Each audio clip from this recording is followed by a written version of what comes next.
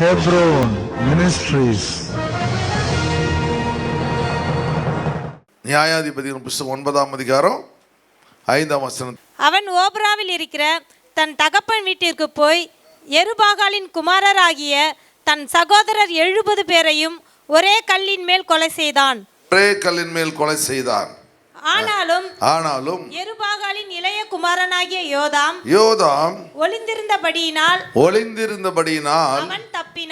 அவன் தப்பினான். ஹல்லேலூயா.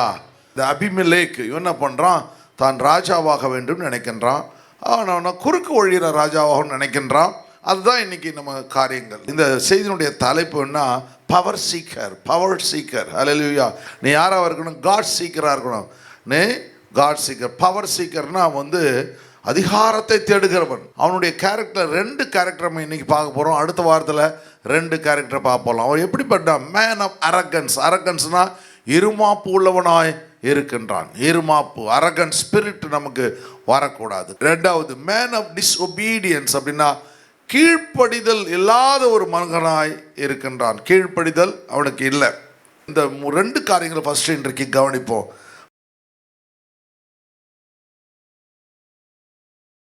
தரிசனம் ஜெபிக்கிறவங்க வேத வாசத்தை போன வாரம் என்ன செய்தி, போன வாரம் என்ன காரியம் அப்படின்னு கேட்குறவங்களை உங்களோட வச்சுக்கும் பொழுது என்ன நடக்கும்? உங்களுடைய ஆவிக்குரிய வாழ்க்கையில் ஒரு மேன்மை உண்டாகும். தேவன் உங்களை இந்த இவன் எப்படிப்பட்டவனாங்க? எகு அப்படிப்பட்டவனை தன் ரதத்தில் ஏற்றுக்கொள்கிறான். ரதத்தை ஏற்றுக்கிட்டு அவன் சொல்கிறான், அதுக்கப்புறம் எனக்கு இருக்கும் வைராக்கியத்தை பார், எனக்கு இருக்கும் வைராக்கியத்தை பார், கர்த்தருக்காக எனக்கு இருக்கிற see my zeal for the Lord, என்னுடைய இருக்கும் வைராக்கியத்தை பார் அப்படின்னு சொல்லிட்டு நேரா பாகால் தீர்க்கதரிசியெல்லாம் ஒரு இடத்துக்கு நான் பாகாலுக்கு பலியிட போகிறேன்னு சொல்லி கூட்டு எல்லாத்தையும் வச்சு டக்குன்னு என்ன பண்ணுறான்? அவ்வளோ ஒரு 80 பேரை வச்சு அத்தனையும் கொன்று அழிச்சு அதெல்லாம் கொளுத்தி எரித்திட்டு தேவன் அந்த சந்ததிக்கு அவனுக்கு என்ன கட்டளையிட்டாரோ, எதுக்காக அவனை அபிஷேகம் பண்ணாரோ அந்த அபிஷேக தரிசனத்தை அவன் நிறைவேற்றுகின்றான். ஹல்லேலூயா. உங்களுக்கு எதுக்கு ஞானஸ்தானம் கொடுத்தாரு ஆண்டவர்? இன்னைக்கு ராத்திரி போய் கேளுங்க, ஆண்டவரே எதுக்கு நான் ரட்சிக்கப்பட்டேன், எதுக்கு ஞானஸ்தானம் கொடுத்துங்க, என்ன செய்யணும் ஆண்டவரை சொல்லுங்க. கர்த்தர் செய்வார். தேவன் உங்களுக்கு வேண்டிய காரியங்களை கட்டளையிடுவார். ஹல்லேலூயா. கர்த்தப்ப வஞ்சிக்கிற ஆவி வரும்பொழுது ஆண்டவர் எப்படி அங்கே பார்த்தோம்னா யோதாமா என்ன பண்ணுறாரு? அவன் மறைச்சி வச்சிடறாரு. யாரோ என்ன சொல்கிறான்? 2 வயசு கீழ் பண்ண குழந்தைகள்லாம் கொண்டுகிட்டே இருக்கான், டக்கு வெட்டிகிட்டு இருக்கிறான். அப்போது ஆண்டவர் என்ன சொல்கிறாரு? இந்த குழந்தையை கூட்டு எகிப்துக்கு போய்விடு. எகிப்துக்கு கூட்டு மறுபடியும் என்ன பண்ணான்? அவன் 60 மறுத்து போயிட்டான். மறுபடியும் குழந்தைய கொண்டு வா. அப்போது தேவனுடைய பிள்ளைகளுக்கு எவ்வளோ பெரிய டிசாஸ்டர், எவ்வளோ பெரிய சோதனைகளோ இல்லை அழிவுகளோ வந்தாலும் தேவன் உங்களை ஒளித்து வைத்து பாதுகாத்து கொள்வார். ஏதும் உங்களை தொடாபண்ணும். கர்த்தருடைய கரம் உங்களோடு கூட இருக்க முடியாது. கர்த்தர் ஆசீர்வதிப்பார். சரி, 2 தீமோத்தேயு புத்தகம் 3ஆம் அதிகாரத்தில் 1, 2, 3. மேலும் கடைசி நாட்களில் கொடிய காலங்கள் வரும் என்று அறிவாய். கடைசி நாட்கள் 2000 வருஷத்துக்கு முன்னாடி சொல்றான். கடைசி நாட்கள்ல லாஸ்ட் டேஸ்ல என்ன நடக்குமா? கொடிய காலங்கள் வரும், கொடிய காலங்கள் வரும் அப்படின்னு சொல்றான். எப்படி எனில் மனுஷர்கள் தற்பிரியராயும். தற்பிரியர்னா உங்களுக்கு தெரியும்ல, உங்களை நீங்களே நேசிக்கிறது. ஹல்லேலூயா. ஒருத்தர் மீசை நல்லா வச்சிருப்பாரு. என் ஃப்ரெண்டு ஒருத்தவர் அப்படி எப்படிங்க இவ்வளோ மியூசியம் சார் 1/2 மணி நேரம் ஸ்பெண்ட் பண்ணுறேன் அப்படின்னு அது நறுக்கி விட்டுக்கிட்டே இருப்பாராம், முறுக்கி விட்டுக்கிட்டே இருப்பார். நறுக்கி விடுவார், முறுக்கி விடுவார். அப்படி என்ன பண்ணுவோம்? அவ்வளோ அழகாக கட் பண்ணி பியூட்டிஃபுல்லாக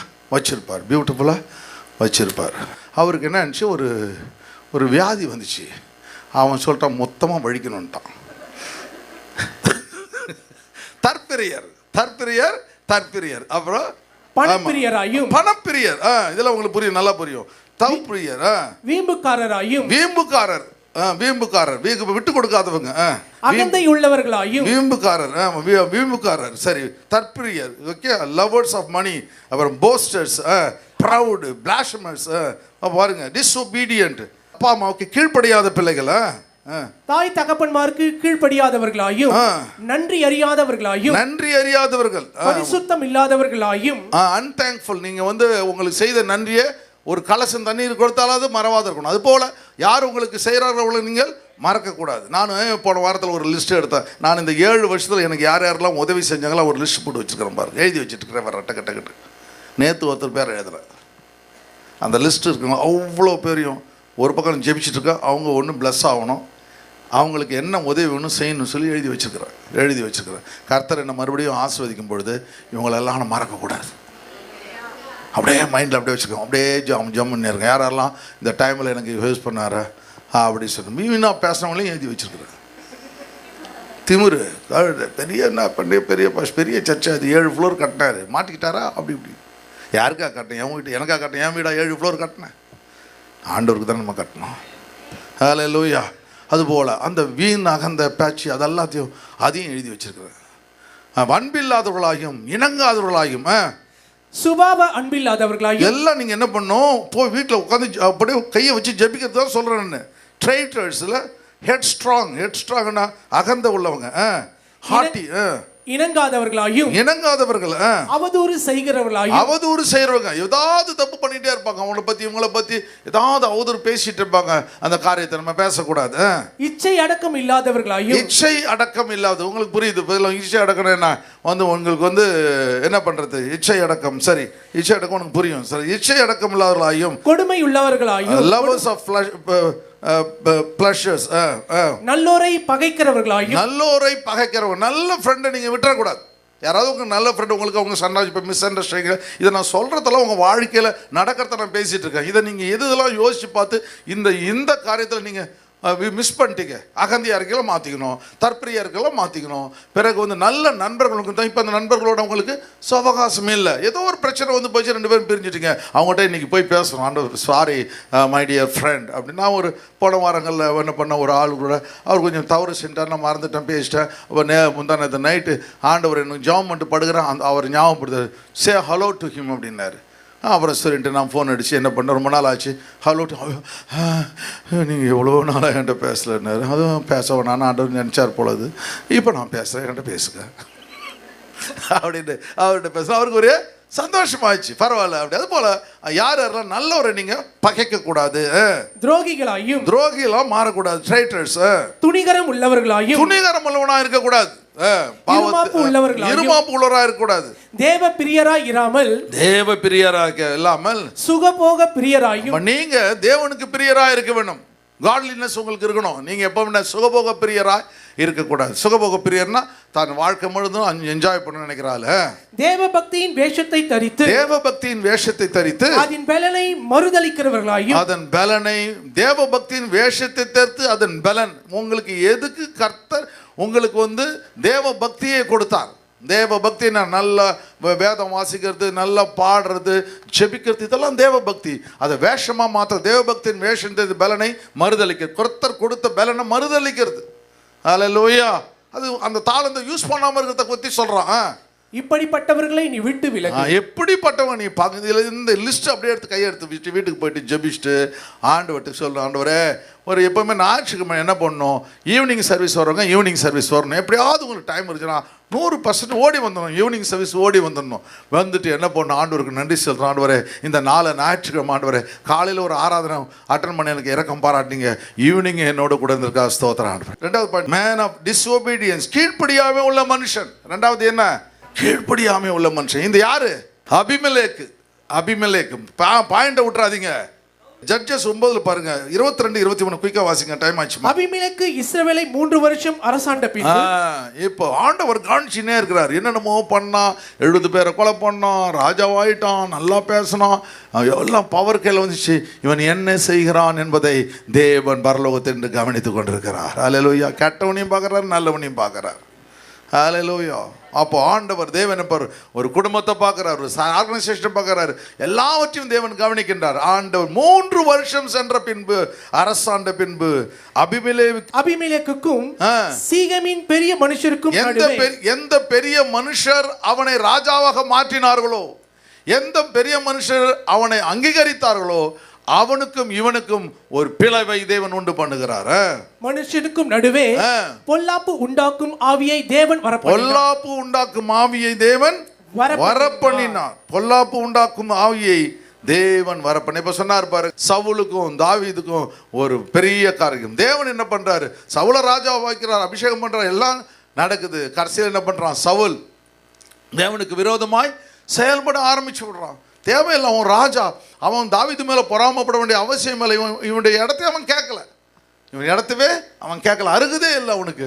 ஆனால் இவன் தேவையில்லாமல் அவன் மேலே பொறாம்பூச்சி எப்படியாவது கொண்டு விடணும். பெலிஸ்தரோட இத்தனை நுனித்தோல் எனக்கு வேண்டும், நீ போய் அப்போ பெலிஸ்தர் மூலமாக மடியணும் அப்படின்னு சொல்லி கெட்ட எண்ணத்தில் அவன் செய்யும் பொழுது என்ன செய்கிறான், கடைசியில் என்ன பண்ணுறான், அவனே மடிந்து விடுகின்றான். ஹல்லேலூயா. அது போல் கர்த்தர் கவனிச்சிட்டாரு. உடனே என்ன பார்த்தார், எப்படி அந்த போல் பிறகு என்ன பண்ணுறான், இவன் போய் யாழ் வாசித்தாதான் அவனுடைய அசுத்த ஆவி போகுது. நீங்கள் ஆண்டோட கூட இருந்தீங்கன்னா உங்களை அசுத்த ஆவி ஒரு நாள் உங்களை டச் பண்ணாது. இல்லைன்னா நீங்கள் உங்களுக்கு எந்த ஆவி வரும், அசுத்த ஆவின்னு நினச்சிக்காதுங்க. முடியை பிச்சு போட்டு அப்படி ஆடுறா அப்படின்னு நினைக்காதுங்க. பொறாமை, எரிச்சல் எல்லாமே அசுத்த ஆவி தான். எல்லாமே எல்லாமே அசுத்தாது. அதில் போட்டு மாம்சத்தின் கிரியைகள் யாவன கலேஷியன் சாப்டரில் வாசிக்கிற அர்த்த விபச்சாரம், துர்வீஷ, விக்கிரகாரம் எல்லாம் என்னென்னலாம் போட்டு கோபங்கள், தர்க்கங்கள், மார்க்க பேதங்கள் எல்லாமே ஆவிகள் தான். அந்த ஸ்பிரிட் உங்களை டச் பண்ணிடும். அதனால் என்ன பண்ணணும், ஆண்டவரே இதெல்லாம் தாவீது போல ஒருத்தவங்களுக்கு யாராவது வாசிப்பான்னு நினச்சிட்டு இருக்காதிங்க. நான் வாசிக்க மாட்டேன், அதட்டுவேன். கர்த்தருக்கு ஸ்தோத்திரம். அதனால் பொல்லாத அவனை விட்டு நிலைக்கு போகுது. அப்போ ஆண்டவர் தேவன் என்ன பண்ண உன்னோடு கூட இருந்து தேவ திட்டங்களை நிறைவேற்ற. சரி, ஒரு 2 தெசலோனிக்கேயர் 2:11-12. ஆகையால் சத்தியத்தை விசுவாசியாமல் அநீதியில் பிரியப்படுகிற யாவரும் இந்த அபிமெலேக்கு சத்தியத்தை விசுவாசிக்கவில்லை, தன் தகப்பனுடைய ஊழியத்தை அவன் கவனிக்கவில்லை, தகப்பனோடு தேவன் வைத்திருந்த உறவை அவன் கவனிக்கவில்லை. அவன் சத்தியத்தை கவனிக்காமல் போக்கிரிகளோடு சேர்ந்துக்கிட்டு என்ன செய்கிறான், அந்த 70 வெள்ளிக்காசை என்ன பண்ணுறான், அவங்க கோயிலேருந்து எடுத்து 70 வெள்ளிக்காசு, 70 பேருக்கு 70 வெள்ளிக்காசு கொடுக்குறான் பாரு. அவன் என்ன பண்ணுறான், அந்த 70 வெள்ளிக்காசு கொண்டு போக்கிரிகளை தன்னோடு கூட சேர்த்து கொள்கிறான், தன்னோடு சேர்த்துறான். அப்போது இங்கே என்ன நடக்குதுன்னா, ஆண்டவர் சொல்கிறாரு, நீ என்ன பண்ணணும், நீ சத்தியத்தை விசுவாசிக்க வேண்டும். சொல்லுங்கள், சத்தியத்தை விசுவாசிக்க வேண்டும், வேதாகமத்தை நேசிக்க வேண்டும், வசனங்களை நான் படிக்க வேண்டும். அநீதியிலே பிரியப்படுகிற மனுஷன் இப்போ ஆண்டவர் ஆலயத்துக்கு வரணும், ஜெபம் பண்ணணும், வேதம் வாசிக்கணும், பாட்டு பாடணும், இதெல்லாம் விட்டுட்டு சினிமா பாட்டு கேட்கணும், அது பாட்டு கேட்கணும், இந்த பாட்டு கேட்கணும் சொல்லி பிரியப்படும். நீங்கள் யாராவது காலட்டோன்னு நான் நிறைய பேர் நம்ம விசுவாசிங்க இன்னும் மாற்றலை. ஒரு சில பேர் ஃபுல்லாக இந்த சினிமா பாட்டு வச்சுட்ருக்கீங்க. நான் கேட்டேன் அந்த சினிமா பாட்டு, அந்த கேட்டவன் எனக்கும் தெரிஞ்ச பாட்டு இல்லைம்மா அது. ஆமாம், பழைய பாட்டுனா கொஞ்சம் கொஞ்சம் தெரியும், புது பாட்டை வச்சுருக்கிறீங்க. நல்லா புரிஞ்சுங்க. ஃபஸ்ட்டு அந்த பாட்டை பார்த்துங்க, ஒன்று பாட்டை மாற்றுங்க, இல்லைன்னா ரிங்டோனாக வைங்க. விசுவாசி அநீதியிலே பிரியப்படுகிற யாவரும் ஆக்கினைக்குள்ளாவார்கள். ஆக்கினைக்கு உள்ளாகும்படிக்கு அவர்கள் பொய்யை விசுவாசிக்கத்தக்கதாய் கொடிய வஞ்சகத்தை தேவன் அவர்களுக்கு அனுப்புவார். அங்க எப்படி அசுத்த ஆவியை அனுப்பினாரோ அடி கொடிய வஞ்சகத்தை அனுப்புவார், அவரே அனுப்புவார். நீ ஆண்டவரை விசுவாசினா நல்லது உனக்கு அனுப்புவார், நீ கெட்டதை விசுவாசினா கெட்டதை உனக்கு அனுப்புவார். நல்லா கவனிச்சிங்க. ஏன் உனக்கு திரும்ப திரும்ப பிரச்சனை வருதுன்னா, நீ கெட்டதை நேசிக்கிறாய், கெட்டதை விசுவாசிக்கிறாய், கெட்டதை செய்ய வேண்டும் என்று நாடுகிறாய், ஆனால் உனக்கு கெட்டது நடக்கிறது. ஹல்லேலூயா, ஹல்லேலூயா, ஹல்லேலூயா. ஆண்டவர் என்ன பண்ணுவார், தேவன் அவர்களுக்கு வஞ்சகத்தின் ஆவியை அனுப்புவார். அதனால ஆண்டவர் மீகாவை பார்க்கும்பொழுது அவன் யுத்தத்துக்கு போகிறான், யோசபாத் யுத்தத்துக்கு போகும்போது ஆண்டவர் என்ன பண்ணுறாரு, அவனுடைய வாயில் பொய்யின் ஆவியை நான் கட்டளையிடுவேன் அப்படின்னு சொல்கிறாங்க பாரு. அப்போது ஆண்டவர் என்ன பண்ணுறாரு, கடைசியில் தேவன் என்ன பண்ணுவார், நம்ம எதை விரும்புகிறோமோ அதை தேவனால் செய்ய முடியாதனால கர்த்தர் என்ன பண்ணுறார், வஞ்சகத்தின் ஆவி நம்மை மடங்கடிச்சு விடும். அதனால் ஆண்டவர்கிட்ட செய்யணும், ஆண்டவரே நான் நல்லதை விசுவாசிக்கிறேன், நான் அநீதியை தேடவில்லை ஆண்டவர், நான் உண்மையை தேடுகிறேன் ஆண்டவரே, நான் வஞ்சகத்தை எனக்கு ஒரு நாளும் அனுப்பாது இருங்கன்னு ஆண்டவர்கிட்ட செல்லும் பொழுது கர்த்தர் நம்மை பாதுகாத்து கொள்ள வல்லமை உள்ளவராக இருக்கு. இன்றைக்கி 2 காரியங்களை. ஒன்று என்னென்னா, இந்த ஸ்பிரிட் ஆஃப் அரகன்ஸ். எப்படின்னா, இருமாப்புள்ள ஒரு ஆவி நம்மை விட்டு போக வேண்டும். இந்த இருமாப்புள்ள ஆவி இந்த அபிமெலேக்குக்கு கொடுத்திருந்தார். அந்த அருமையான கிதியோனுக்கு இருந்த தாழ்மையின் ஆவியில் நானும் என் கோத்திரம் எம்மாத்திரம் சொல்கிறான், கர்த்தர் அவனை கொண்டு மீதியானரை முறியடிக்கின்றான். ஆனால் இவன் என்ன செய்கிறான், தனக்கு கிடைச்சது 70 வெள்ளிக்காசு கொண்டு 70 போக்கிரிகளை கொண்டோடு சேர்த்து கொண்டு இருமாப்புள்ளவனாய் மாறி விடுகின்றான். 2வது, மேன் ஆஃப் டிஸ்ஒபீடியன்ஸ். கீழ்ப்படியாமை உள்ள ஒரு மனுஷன் ஆண்டவருடைய திட்டங்களுக்கு தன்னை ஈடுபடுத்தி கொள்ளவில்லை. அதனால் கர்த்தர் பொல்லாப்பு செய்யும் ஆவியை அனுப்புகின்றார். அப்பொழுது நடக்கிற காரியங்கள் அடுத்த வாரத்தில் நம்ம பார்க்க போகிறோம். தேவன் பரிசுத்தம் எப்படி அவன் வாழ்க்கை முடிகிறது. அதனால் அருமையான தேவன் இப்போ இன்று காரியங்களை கர்த்தர் இன்றைக்கு நம்ம கற்றுக் கொடுத்தார். அப்படியே கரங்களை உயர்த்தி, ஆண்டவரே இன்றைக்கு நான் உம்மிடத்தில் ஜெபிக்கிற ஆண்டவரே, இருமாப்பின் ஆவி எனக்கு வேண்டாம் ஆண்டவரே, அகந்தையின் ஆவி எனக்கு வேண்டாம் ஆண்டவரே. ஆவியானவரே, நான் கீழ்ப்படியாமின் பிள்ளையாக இருக்கக்கூடாது, அநீதியின் பிள்ளையாக இருக்கக்கூடாது. தேவ பக்திக்குரிய காரியங்களை செய்ய என்னை தகுதிப்படுத்தும். இயேசுவின் நாமத்தில் பிதாவே, ஆமென்.